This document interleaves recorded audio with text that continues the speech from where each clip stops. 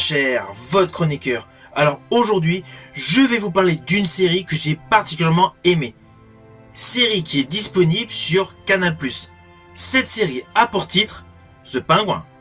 Si vous avez aimé le dernier Batman réalisé par Matt Reeves, forcément cette série The Penguin, produite par Matt Reeves, est pour vous.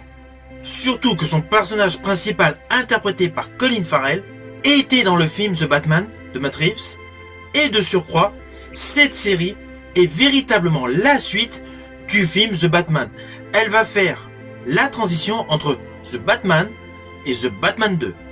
Ainsi, c'est une série indispensable, c'est une série que j'ai particulièrement aimée. Naturellement, je vais vous dire pourquoi. Mais avant cela, n'oubliez pas, si vous n'êtes pas abonné, pensez à le faire. Pensez à la petite cloche pour les notifs. Sachez que vous pouvez me suivre sur pléthore de réseaux sociaux. Et surtout, le principal, n'hésitez pas à mettre en commentaire ce que vous avez pensé du film The Batman et ce que vous avez pensé de cette série The Penguin. Let's go!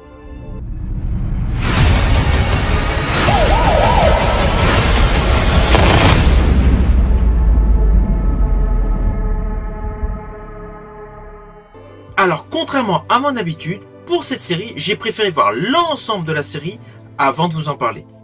Et justement, hier soir, j'ai vu le dernier épisode. C'est pour cela que je vous en parle aujourd'hui. Alors, le pitch de base est assez simple. Le film suit essentiellement l'ascension du personnage le pingouin interprété par Colin Farrell, une semaine après les terribles événements occasionnés par le Riddler dans le dernier Batman de Matt Reeves. Ainsi, cette série voit l'ascension d'Oswald Cobblepot, surnommé le Pingouin, au cœur du monde criminel de Gotham.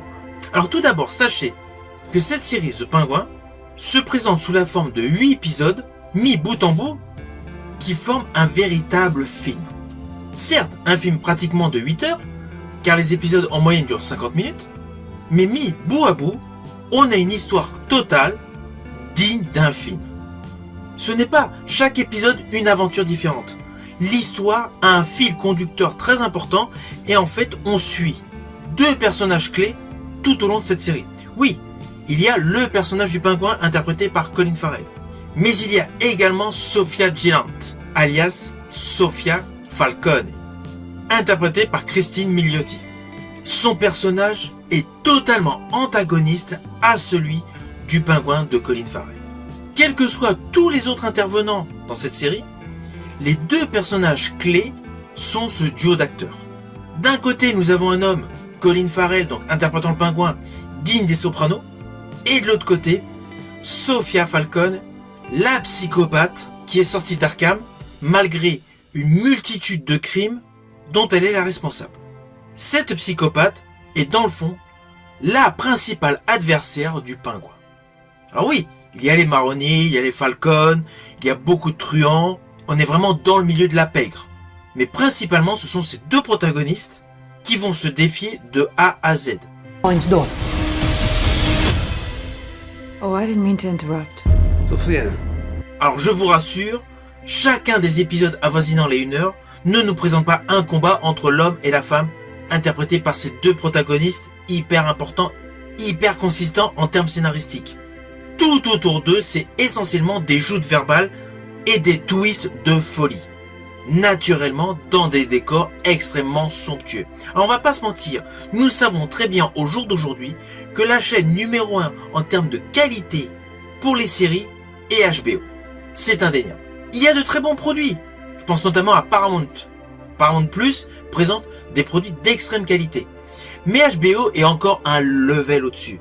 On est habitué, à chaque fois qu'il présente une série, elle est au top. Que ce soit sur la photographie, que ce soit sur les moyens appliqués, que ce soit sur la dimension artistique des acteurs et actrices choisis. L'ensemble de toutes les séries HBO est toujours un gage de qualité. Et cette série Le Pingouin met une fois de plus en exergue cette qualité made in HBO.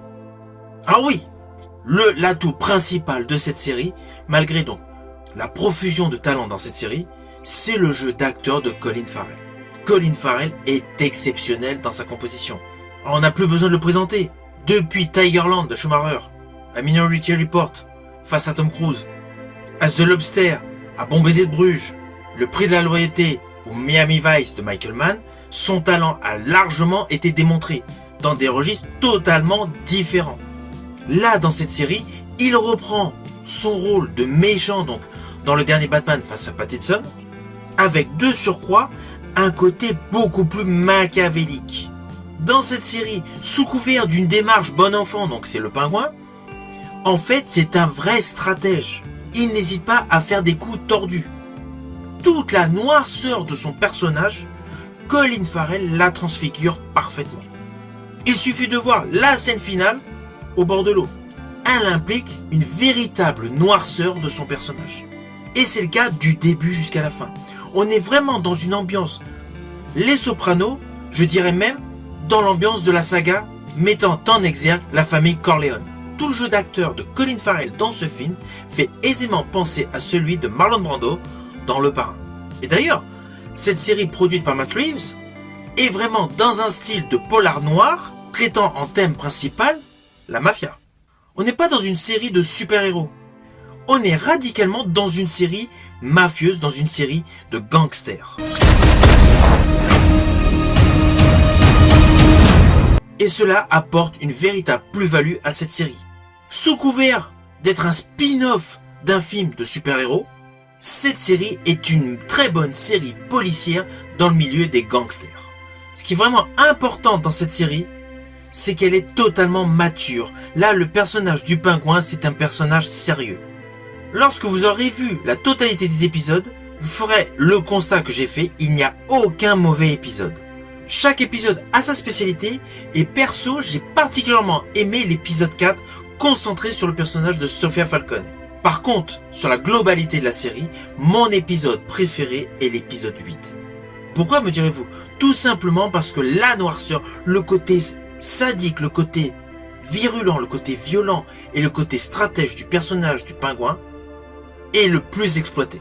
C'est vraiment l'épisode le plus abouti sur le côté obscur de ce personnage emblématique de l'univers DC Comics.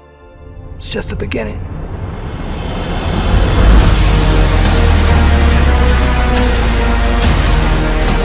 Alors déjà, l'interprétation de Colin Farrell est impeccable, mais le maquillage qu'il a eu pour se glisser dans la peau de ce criminel, le pingouin, il est phénoménal. Tout le travail make-up est de pure beauté. Le réalisme est fou. Il y a un moment dans la série, le personnage du pingouin donc est blessé au ventre. Je ne vous dirai pas par qui, bon bref. Lorsque Colin Farrell donc soulève sa chemise pour essayer donc de retenir donc sa plaie, pour éviter que le sang coule, on a réellement l'impression qu'il s'agit de son ventre.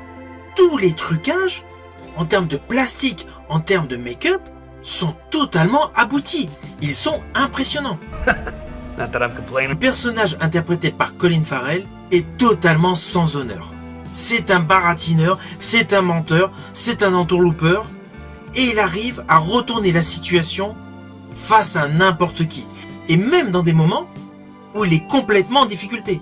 Alors oui, il est aidé par un jeune garçon qu'il avait rencontré au tout début de la série. Celui-ci avait essayé de lui voler sa voiture, il y a eu un échange de tirs et petit à petit c'est devenu un homme à tout faire. Le gamin s'est même occupé de sa mère, au pingouin. Mais malgré qu'il a eu son aide, à divers moments forts, à divers moments clés de la série, le personnage du pingouin est le parfait roublard de la criminalité. Alors perso, je pensais que le gamin aurait une autre destinée que celle qui se produit à la fin de la série. J'aurais imaginé autre chose, mais bon, ne vous inquiétez pas, je ne vais pas vous spoiler. Mais au fur et à mesure qu'on avance dans le déroulé de l'histoire de cette série, le jeune garçon est un véritable acolyte au personnage du pingouin. Alors face au personnage édulcoré du pingouin, nous retrouvons une antagoniste poignante en la personne de Sofia Falcone. Celle-ci est extrêmement redoutable, essentiellement dû au fait de son passé à l'asile d'Arkham. Alors oui, il y a un épisode, je crois que je me rappelle que c'est l'épisode 4, qui est pratiquement consacré à elle par rapport à ce qui s'est produit au cœur de l'asile d'Arkham. Car avant qu'elle y soit, nous apprenons que le pingouin était son chauffeur. Bref, ils ont une origin story ensemble. Et là, au cœur de la série, il y a une animosité entre les deux protagonistes. C'est pour cela que du début jusqu'à la fin, ils seront rivaux. Et justement, l'épisode avec les flashbacks nous permet de mieux comprendre la psychologie meurtrie, angoissée, anxiogène du personnage Sofia Falcone. Sofia Falcone, qui change de look d'ailleurs entre le début de la série et la fin de la série. Au début, elle a l'air plus émancipée, heureuse d'être sortie de l'asile Arkham, avec une belle coiffure, belle tenue et un maquillage très joyeux. Plus on avance dans la série, déjà sa coupe de cheveux change, ses tenues deviennent plus dark et son maquillage devient plus dark et sa peau paraît plus blafarde. Mais cela s'explique avec les flashbacks. Tout comme certains détails sur la jeunesse, sur l'origine story du pingouin sont expliqués par le biais de flashbacks. Je pense principalement à sa jeunesse avec ses deux frères. Ainsi, tout le travail scénaristique de ces deux acteurs est extrêmement soigné. Toute l'intégralité de ce show est parfaitement écrit. Et il y a également de l'importance à tous les personnages secondaires, ce qui donne plus de valeur aux protagonistes principaux. I'm gonna tear down the empire from the inside out. Whoever controls the drug business controls the streets. C'est une série de qualité extrêmement bien réalisée, avec également en termes de flashback, les images de l'inondation de Gotham pour se raccrocher au film The Batman. Par contre, sachez que si vous n'avez pas eu l'occasion de voir cette série, et admettons que vous n'avez pas l'occasion de voir cette série avant de voir le film Batman 2, il n'y a aucun souci scénaristique. Car dans le fond, sans vous spoiler sur cette série Le Pingouin, la posture de base de ce début de série est pratiquement identique à la fin de la série. La majorité des personnages que nous avons vus évoluer tout au long de ces 8 épisodes ont évolué de manière éloignée par rapport à la ligne du film Le Batman. Pour faire simple, lorsqu'il y a un individu que nous ne connaissions pas dans le film qui apparaît au début de cette série, celui-ci peut faire pas mal de choses, puis mourir. De ce fait, à la fin de la série, on n'en parle plus. De ce fait, ce n'est pas du tout gênant pour suivre l'histoire des Batman réalisés par Matt Reeves. Donc soyez rassurés, sur la globalité de la série, il n'y a pas un impact fou par rapport au premier film Batman qui aura très prochainement une suite. Par contre, pour apprécier au mieux toute la trame du personnage Le Pingouin, je vous invite bien naturellement à découvrir cette série sur HBO Max ou Canal+. C'est une série qui vaut radicalement le coup. Si vous avez aimé ma vidéo, n'oubliez pas, petit pouce vers le haut, pensez au partage. Pensez surtout à me mettre en commentaire ce que vous avez pensé de cette série.